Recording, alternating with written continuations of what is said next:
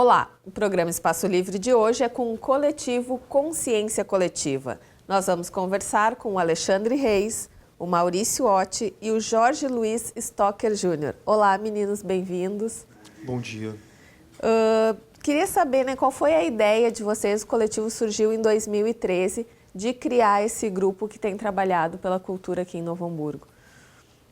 Bom, a ideia do grupo surgiu da convivência, entre os artistas, entre as pessoas que tinham interesse em comum em relação à cultura na cidade e também pensavam, de que forma também buscar um protagonismo mais coletivo, não só com as suas referências artísticas, mas com uma relação mais diversificada, com outros segmentos e também pelo reconhecimento, desses artistas em relação ao valor também da paisagem da cidade, de ter uma relação também bem profunda assim, com a cidade, por caminharem, andarem de bicicleta, terem essa relação bem direta com a paisagem, muitos usando a paisagem também como referência para o seu trabalho e também ver essa paisagem começar a desaparecer, Então o coletivo ele se junta para também buscar formas de agir de uma forma conjunta, usando as suas referências culturais, mas também pensando, de que forma também poderia somar forças, para mudar esse quadro, De que forma a gente também poderia buscar uma forma de conscientizar a comunidade e buscar um envolvimento maior. Uhum. Vocês são de áreas afins, mas diferentes, O Jorge é arquiteto, tu és artista. Como é que vocês uniram essas peculiaridades de cada um, das áreas de cada um, para o coletivo? Pelo ativismo.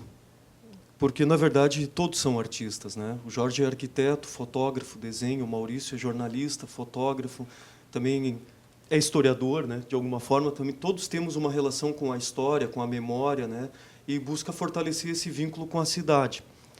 Mas eu acho que é também pela uma necessidade de interagir, de buscar uma relação de mediação direta com a comunidade, Nós temos um projeto no coletivo que é a Ação Arte Contemporânea Independente, que é pensar, as exposições, as mostras de artes fora do conceito formal de galeria, ou de espaços já consagrados, que é buscar uma relação direta com as pessoas na rua, conversando porque na verdade o público, eu nunca me esqueço, uma vez o Maurício falou isso, a gente estava numa discussão assim sobre essa questão de público, qual é o público para a arte? O público são todas as pessoas, Diferente de classe, de classe social ou de condição econômica, O público, na verdade, somos todos nós. Basta se proporcionar o acesso, Acho que isso é uma das ideias de vocês também. Eu vi que essa ação que tu falaste, vocês já fizeram no Santo Afonso, em Canoas, em outros locais, Como é que é a receptividade desse público nessas ações de vocês, fora de espaços que seriam para a arte tradicionalmente? Eu acho que, em alguns momentos, é uma surpresa de se envolver em algo que, rotineiramente, as pessoas não se envolvem, que é com a imagem, que é com a arte, que é com os artistas também, no próprio local, A Ação Arte Contemporânea que a gente fez no bairro Santo Afonso foi bem marcante assim, para nós, porque foi numa praça pública, e ali estavam circulando muita gente jovem, famílias também, criançada.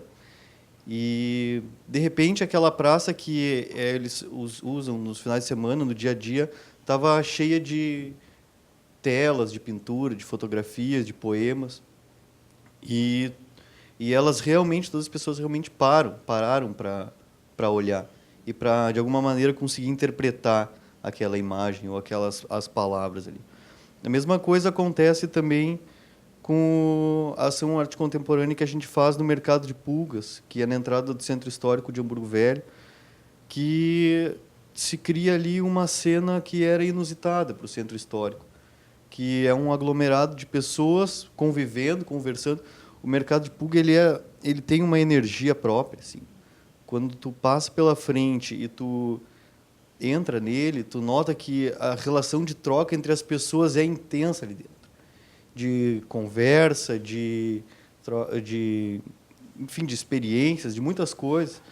E é um lugar de envolvimento.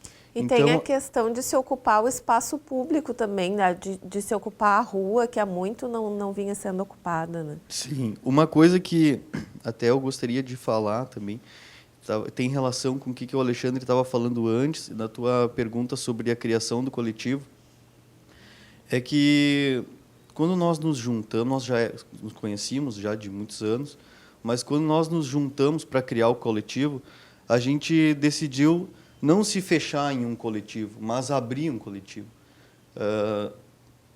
As reuniões eram na antiga casa do Alexandre, que era uma casa histórica lá em Hamburgo Velho, onde ele abria as portas e as reuniões para decidir, para pensar qualquer coisa sobre as ações, sobre a maneira de levar nossa arte para a rua, eram sempre abertas. Então, já aí começava o envolvimento com a comunidade, né? Abrindo essas questões e abrindo esses horizontes assim da arte ou de como fazer essas relações na cidade para todo mundo. Uhum. Novo Hamburgo agora está com uma série de coletivos, né? Que eu vejo que vocês se envolvem entre si, né? Que os grupos fazem ações conjuntas. Como é que vocês têm visto essa cena de muitos coletivos, várias atividades culturais, saraus, feiras abertas? Como é que tem sido essa relação de vocês com os outros coletivos? A gente, pelo menos na minha leitura, assim, eu noto que está se criando assim como se fosse uma rede, sabe?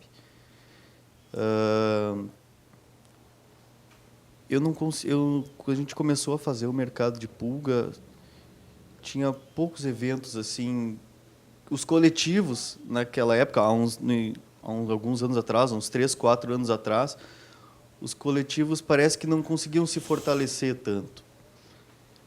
Eu noto que eles cresceram e se intensificaram nas ações, assim. Uhum.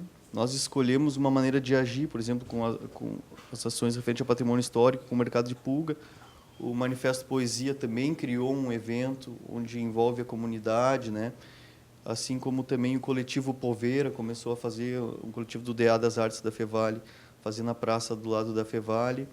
E as pessoas que circulam entre esses eventos são as mesmas pessoas também, sabe? Então, é como se tivesse criando ambientes para a arte na cidade. Acho que o Alexandre quer falar um pouco. Eu acho que um reflexo desse envolvimento entre os coletivos, a gente pode celebrar ele assim, né, como já também uma atividade de continuidade que a gente tem buscado fortalecer, que é a Feira do Livro Independente, que é uma ação entre coletivos, né, coletivos, por exemplo, também de Sapiranga, né, o coletivo Luneta, o coletivo Nuvem, o coletivo Arte Polveira, né, o coletivo Manifesto Poesia, enfim, uma série de frentes, né, sociais, né, que buscam somar, né, para também buscar reconhecer o espaço público como algo que cumpra uma função social, né. Isso agora tem aí a conferência da cidade com essa temática, né, mas a gente sabe que nem sempre o poder público também ele tem essa consciência, né? Na verdade, às vezes o poder público ele age para afastar as pessoas, né, do bem público, né, que é a cidade. E a gente também tem refletido muito assim em inverter essa lógica do medo na cidade, né? Novo Hamburgo, as pessoas tem medo de andar na calçada, né? Novo Hamburgo é muito difícil tu encontrar um barzinho com mesa na rua, né?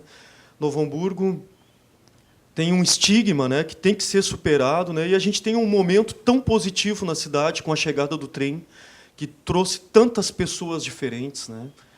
Que tem feito um intercâmbio, né, cultural entre aí a cidade, né, e os outros municípios da região metropolitana. E a gente viu aí nas 2 feiras do livro que aconteceram de forma independente, que a gente organizou junto com os outros coletivos, o quanto que o trem foi fundamental para esse intercâmbio entre, principalmente, uma cena muito forte, jovem e cultural que existe nesse corredor entre as cidades. Então, né, eu lembro assim de ouvir uma certa parte conservadora da cidade falando que o trem vai trazer gente, né, que indesejada, né? Bem pelo contrário, né? O trem vem fortalecendo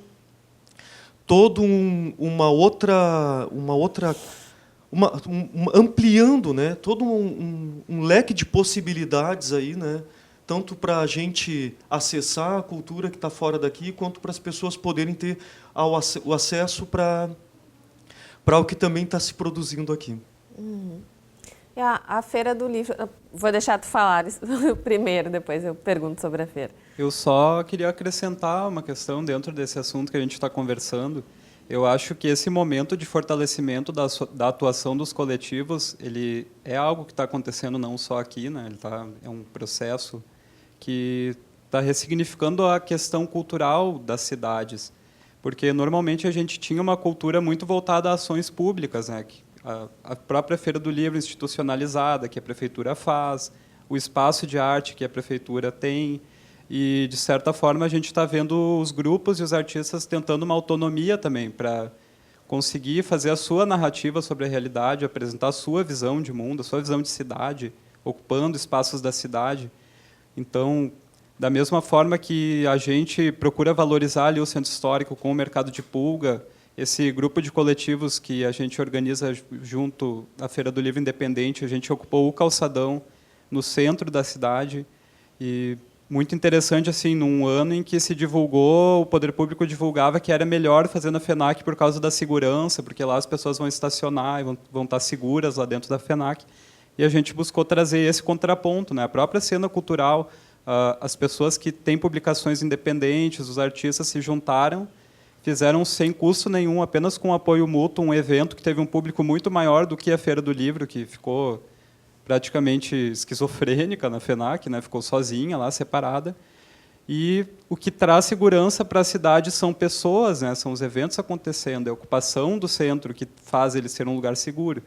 Então, a gente questiona muito esse processo de a gente se fechar em lugares privados ou em lugares público-privados e a gente abandonar o centro da cidade, deixando ele mais hostil ainda, né? Mais perigoso do que ele deixa de ser um lugar hostil e perigoso quando a gente ocupa com arte, ocupa com cultura. Claro. E como é que tem sido a organização formal, não, totalmente informal da Feira Independente? Ela é anual? Como é que funciona? A Feira do Livro Independente ela teve 2 edições já nos últimos anos. Normalmente ocorre ali, não fixamos um mês, ela ocorre no final do ano. Esse ano ela vai para a sua 3ª edição, logo nós vamos começar a organizar. E embora a gente não busque assim, uma organização formal, como seria uma coisa mais burocrática, a gente tem uma organização muito forte, as pessoas ficam responsáveis por cada parte, por uma parte de alimentação, por trazer os escritores, por conversar com os outros coletivos, para fazer ação de arte. Então, a gente consegue distribuir essas tarefas e compartilhar assim, pequenos custos indiretos que isso gera. E, basicamente, toda essa organização apoiada, feita com base no apoio mútuo mesmo. Assim, a gente não busca centralizar ou institucionalizar essa organização. E tem funcionado muito bem, assim, foram 2 edições muito satisfatórias, assim, com muito público, e as pessoas saíram muito felizes com aquele momento, porque foi um momento muito bonito assim, na cena cultural da cidade. E qual tem sido a participação de vocês Em relação às políticas públicas, né? Eu vi que vocês publicaram algumas sugestões ao Plano Municipal de Cultura, teve uma conferência agora há pouco. Como é que é a participação de vocês nas políticas públicas dessa área? O coletivo, ele, desde 2013, quando ele se organiza, ele buscou discutir os problemas que a cidade tem nos diferentes setores, a própria da cultura como um todo, né, que se desenvolve ali com o patrimônio cultural, a política de cultura da cidade. Então, a gente teve lá atrás muita atuação pressionando o poder público para a formação e para a adesão a esse sistema de cultura, que no começo não havia tanta disposição. E a nossa luta constante, que infelizmente a gente não tem tido muito retorno, é justamente a democratização e horizontalização desse processo. Porque o município hoje ele está vinculado ao sistema de cultura, ele tem um conselho, mas a nossa visão é de que esse processo ele ainda está muito centralizado, muito vertical, ele não está funcionando como a própria comunidade gostaria. Tanto que essas pessoas que tu colocaste, dos coletivos, esses grupos não estão participando dessa formulação institucional do sistema de cultura, talvez porque ele não dialogue muito diretamente com, vamos dizer, com a vitalidade que tem o movimento cultural da cidade. Uhum. Ele está sendo difícil assim participar e vir com uma carga que não é exatamente o que esse processo está preconizando. E tem uma questão que se fala também muito, que é do investimento, né, do poder público na área de cultura, que nós sabemos que sempre é a menor parte do orçamento, né? E os coletivos acho que têm vindo para driblar isso também, para mostrar que pode-se fazer cultura com pouco recurso, né? Como é que vocês veem isso? Eu acho que para um artista produzir, ele não depende do recurso público. Às vezes ele precisa de poucos recursos, às vezes, porque a produção artística é uma coisa individual, mas tu conseguir promover na cidade ou criar, o poder público também pode ajudar a criar um ambiente onde os artistas que existem na cidade possam mostrar seu trabalho um para o outro e para o público em si, né? O ambiente da arte, acho que também pode ter ajuda do poder público. E esse ambiente, na verdade, para os artistas novos, para os artistas que frequentam essa rede que a gente comentou antes, o poder público não tem ajudado em nada. A gente tem criado o próprio ambiente, tem tentado criar o próprio ambiente. Os coletivos têm feito isso. Uma briga que a gente tem, né, uma questão que a gente resolveu acompanhar de perto é a questão da CEMEC 2. Porque existia um prédio, então, que é público e que estava se arruinando, né, e sem o olhar devido do poder público, né, de que aquilo ali poderia ser um espaço onde poderia ter uma sala de cinema, uma galeria de arte e tal. E a gente tem o único espaço público que tem, então, na cidade é o Albano Hartz, que a gente sabe que não funciona de maneira que o público em si, né, a população, consiga acessar a arte, porque não funciona, só funciona em horário em que as pessoas estão dando expediente no trabalho, não abre em domingos, não abre em finais de semana. É um espaço que o funcionamento... Um espaço burocrático, né, de arte. E essa é uma questão também em relação à CEMEC 2, que a gente gostaria de ter envolvimento, que é como esse espaço será gerido. No momento em que a gente se propôs a participar do Conselho Municipal de Cultura, nós tentamos levar essas questões e participar, né, de como vai ser a gestão cultural da CEMEC 2. Porque... E nós notamos que não existe um plano. Existe um projeto arquitetônico, mas só que de como vai funcionar, a gente não se sabe. Não se sabe. Até eu acho que o Alexandre tem uma coisa interessante para falar. Bom, eu acho que nessa questão da SEMEC, né, tem uma coisa assim que para nós ficou assim crucial, né, que desde do início aí da formação do coletivo a gente já vinha acompanhando a desqualificação desse espaço, né? Ele é na frente do paradão, então todo mundo que usa a linha de ônibus na cidade tem uma relação direta com esse prédio. Eu acho que isso é uma coisa assim que a comunidade também acompanhou a destruição do prédio, né? Assim, enfim, né? Mas a gente buscou desde o início, né, com a Secretaria de Cultura, o diálogo para também poder contribuir com esse processo. E uma das formas que eu acho que seria democrática seria a comunidade artística participar na formatação desse projeto. Por quê? Para pensar a ocupação do projeto, né?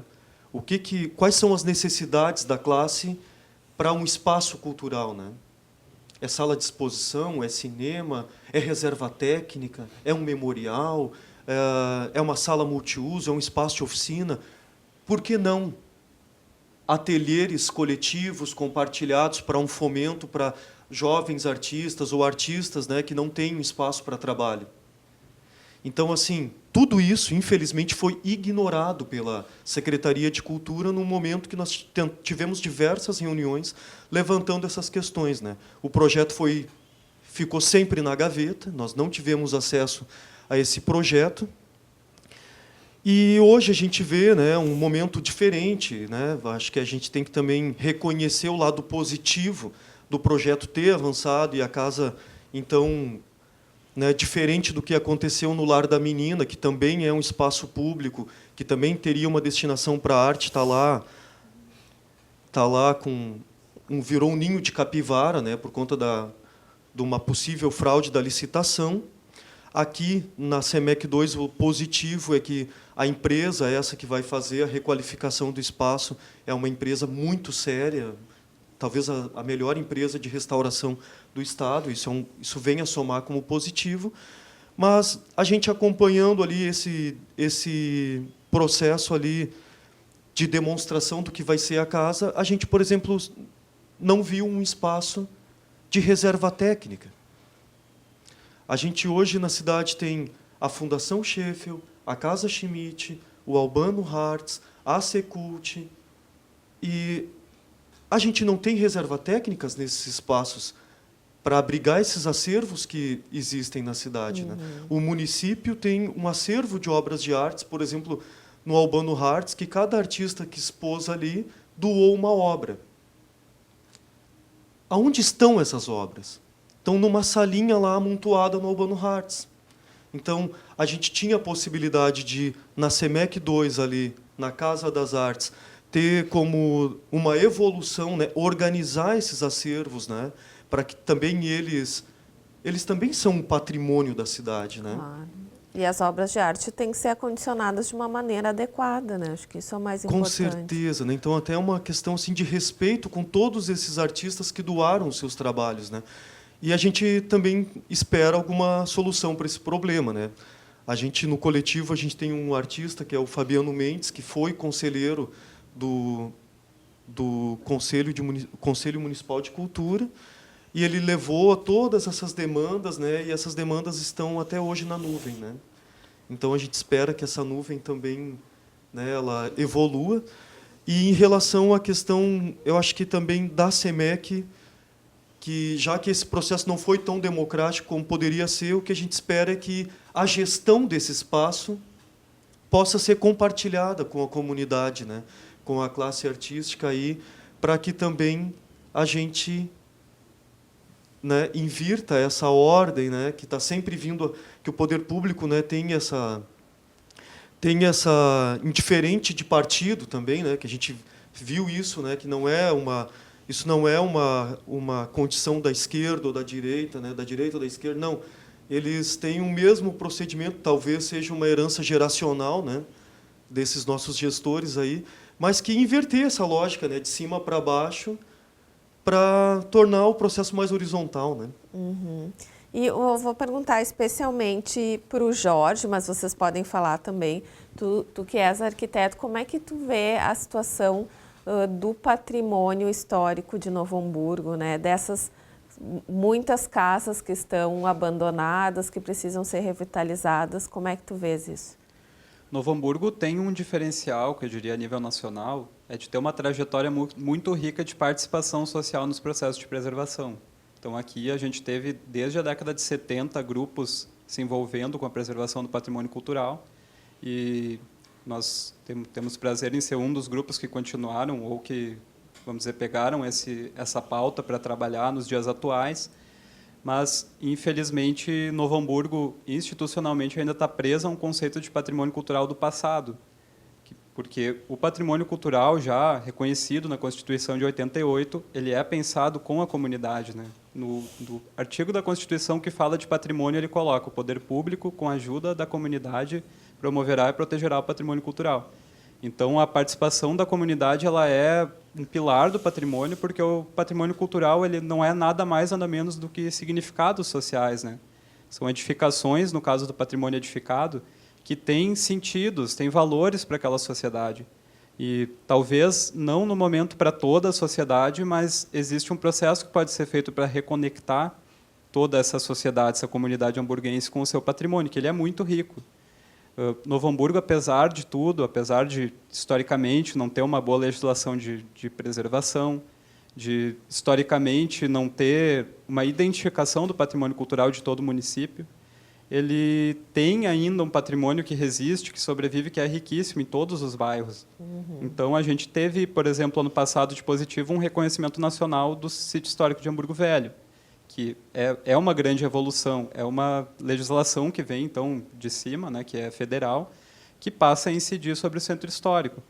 Mas ainda há muito por fazer, né? O que a gente tem repetido muito é que a gente tem que parar de ver o tombamento como um fim do processo de preservação, ele é apenas o começo, né?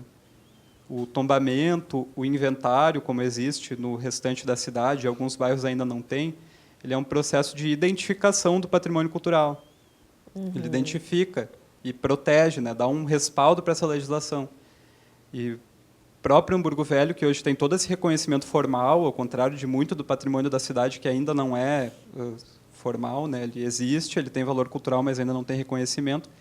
Ele precisa funcionar, precisa ser criado todo um sistema de funcionamento. Quais os instrumentos que vai se utilizar para contemplar os proprietários? Existem instrumentos legais previstos e que não estão sendo utilizados. Como vai ser a gestão desse centro histórico? Que contato que a sociedade, a comunidade local, os poderes públicos vão ter entre si para fazer isso funcionar? Então, a gente tem, infelizmente, o mesmo processo das artes visuais que a gente estava falando. A gente precisa começar a buscar na comunidade as soluções. Eu não acredito mais assim, em soluções que venham prontas de cima, porque a gente precisa envolver todo mundo nas soluções, todo mundo é parte daquilo ali. Tem problemáticas muito específicas, como tu disseste. A gente tem edificações em mau estado de conservação, por exemplo, e isso tem que ser entendido no todo, tem que ser entendida essa problemática, de onde vêm os problemas e como solucioná-los. Então, em resumo, o que eu penso do patrimônio cultural de Novo Hamburgo é isso, ele tem essa força e esse destaque que a gente precisa reforçar, que foi ter a participação da comunidade desde a época da ditadura militar, né? Isso é uma coisa inédita, e esse processo ter continuado, sempre passando de mão em mão através de vários grupos. E eu acho que temos que pensar a evolução da política de preservação contemplando essa participação, né? Contemplando essa característica de Novo Hamburgo, que foi ter essa participação sempre. O ano passado, nós até cobrimos um seminário que teve lá na Fundação Sheffield, que era sobre esse tema. E como é que está a questão da revitalização do Parcão, que envolve o Centro Histórico de Hamburgo Velho? Lembro que tinha um impasse em relação a isso. Teve alguma evolução essa questão? É um pouco difícil de resumir, porque são situações bem complexas. Parece um disco arranhado, mas também esse processo ele foi muito verticalizado, esse processo do projeto de requalificação, tanto de Hamburgo Velho quanto do centro. Ele foi um processo muito rápido, que foi contratado com uma empresa através de licitação, e foram feitas uma série de audiências. Eu participei de algumas. Nesta época, o coletivo ainda não estava organizado, mas a gente já atuava. E muitas demandas que foram trazidas nessas audiências jamais foram resolvidas. Elas foram audiências praticamente protocolares. E foi feito um anteprojeto para o Centro Histórico que foi rejeitado pelo IPHAN, já na época. Então, existe um documento do IPHAN dizendo, não, isso aqui está equivocado aqui, isso aqui está equivocado ali. Não é compatível com a preservação do patrimônio edificado. E boa parte da morosidade desse projeto se deveu a isso, porque ele acabou se tornando inviável. O município já havia pago a empresa para fazer o projeto, e o projeto estava inviabilizado pelo laudo do IPHAN que o negava. Então, recentemente, o que eu sei desse processo, como ele é um processo do poder público e que ele não está sendo socializado, a gente sabe coisas assim por fora. Recentemente, no ano passado, com o tombamento federal, todas as questões do patrimônio cultural passaram à esfera do Ministério Público Federal. A gente tem uma procuradora aqui do município que representa o Ministério Público Federal, e ela passou a entender esse processo e visualizar o que estava acontecendo.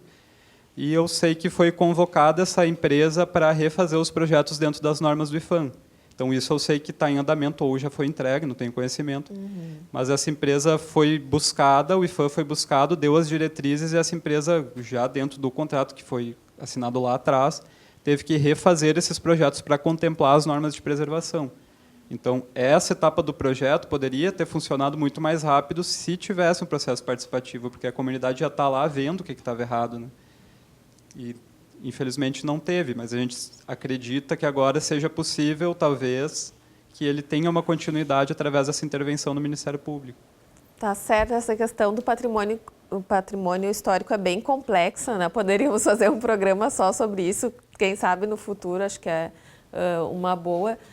Para nós terminarmos, meninos, eu queria pedir para vocês quais as expectativas para a cena cultural da cidade, para a melhoria da integração dos espaços públicos. O que vocês esperam da atuação do coletivo nos próximos meses e anos? Eu acho que é ampliar as parcerias, né?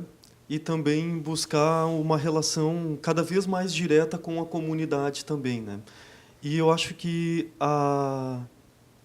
o futuro também disso tudo são os novos protagonistas, né? Principalmente os jovens, que a cidade está cheia de artistas, cheia de jovens artistas, seja no grafite, no desenho, no teatro, né? Na música. Então, quanto mais eu acho que a comunidade também reconhece esse processo, né? Com esses atores, né? Culturais, mas também ela se valoriza, né? Como uma sociedade atuante e também uma sociedade que pode ter esperança, né? Também no humano, né? Nessa paisagem humana que tem a cidade, que são as pessoas, né? Tá certo. Eu acho também, eu concordo com o Alexandre, que eu estava pensando aqui, que o futuro da arte na cidade, ela depende praticamente só dos artistas.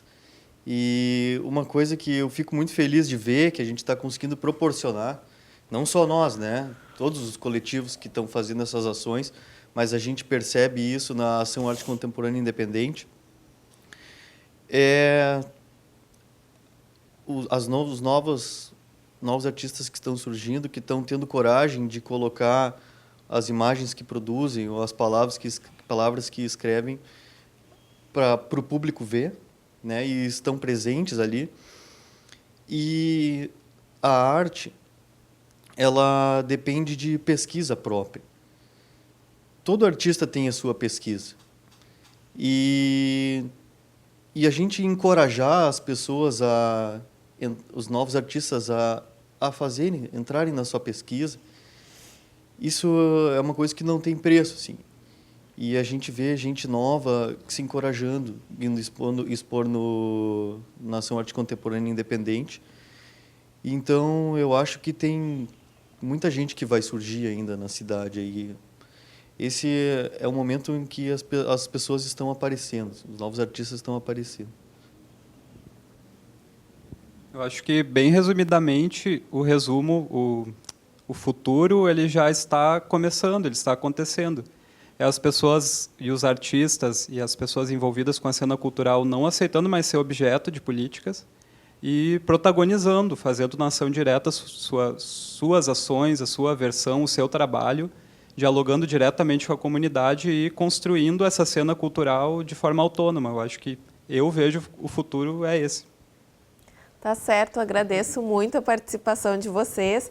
Esses foram o Jorge Stocker Júnior, o Maurício Otti e o Alexandre Reis, falando um pouquinho sobre o coletivo Consciência Coletiva. E no próximo programa nós estaremos de volta com mais ativistas culturais aqui da cidade. Até mais!